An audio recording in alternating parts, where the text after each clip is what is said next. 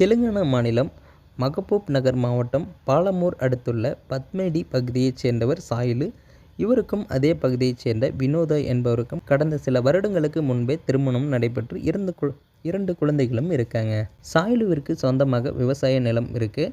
கணவன் மனைவி இருவரும் சேர்ந்து விவசாயம் பார்த்து வந்து இருக்காங்க. இதற்கிடையே மது பழக்கத்திற்கு அடிமையான நிலையில் தினந்தோறும் குடித்துவிட்டு விவசாயம் செய்யாமல் கணவர் இருந்திருக்காரு. மேலும் வீட்டில் வைத்திருந்த பணத்தை எடுத்து குடித்துவிட்டு மனைவி மற்றும் குழந்தைகளை அடித்து துன்புறுத்தி வந்ததாகவும் தெரிவிச்சிருக்காங்க. இந்த நிலையில் பார்த்தீங்கன்னா வினோதாவிற்கு அதே பகுதியைச் சேர்ந்த பாலேஸ் என்பவருடன் பழக்கம் ஏற்பட்டிருக்கு. பாலேஸுக்கும் ஏற்கனவே திருமணமாகி குழந்தைகள் உள்ள நிலையில் இருவருமே நெருங்கி பழகி வந்திருக்காங்க.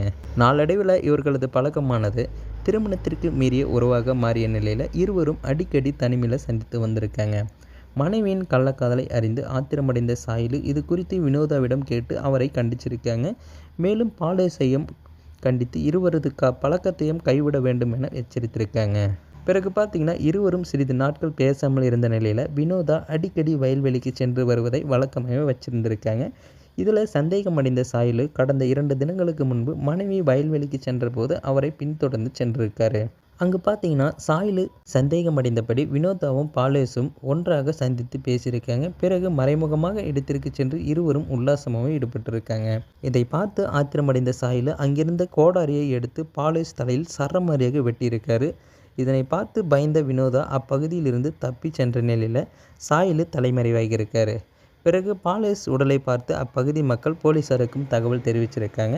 தகவல் அறிந்து சம்பவ இடத்திற்கு வந்த போலீசார் உயிரிழந்த பாலேஸ் உடலை கைப்பற்றி பிரேத பரிசோதனைக்கு அனுப்பி வச்சிருக்காங்க.